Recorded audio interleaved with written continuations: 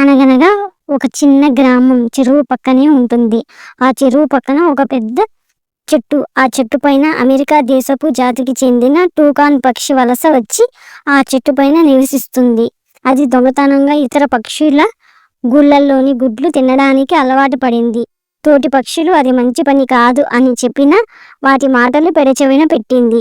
ఆ టూకాన్ పక్షి చాలా పక్షి గుడ్లను పొట్టన పెట్టుకుంది.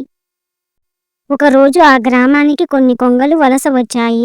చెరువుకు దగ్గర ఉన్న మర్రి చెట్టు పైన కొంగలు గూళ్ళను పెట్టుకున్నాయి. అవి లేని సమయంలో చూసి వాటి గుడ్లను ఆరగించసాగింది టూకాన్ పక్షి. కొంగలు తమ గుడ్లను ఎవరో తినేయడం, తమ గుడ్లు కనిపించకపోవడంతో కొంగలు బాధపడ్డాయి.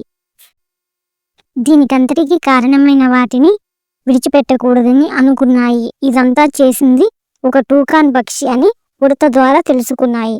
అవకాశం కోసం ఎదురు చూస్తున్నాయి. కొంగలు టూకాన్ పక్షి గూడు కట్టి గుడ్లు పెట్టడం చూశాయి. టూకాన్ లేని సమయంలో గూటితో సహా గుడ్లను మాయం చేశాయి. తన గుడ్లు కనిపించకపోయేసరికి టూకాన్ బాగా ఏడ్చింది. గుడ్లు పోగొట్టుకున్న తల్లి బాధ ఎలా ఉంటుందో అప్పుడు అర్థమయ్యింది. దానికి తన తప్పు తెలుసుకున్న టూకాన్ పక్షి చాలా పశ్చాత్తాపం పడింది.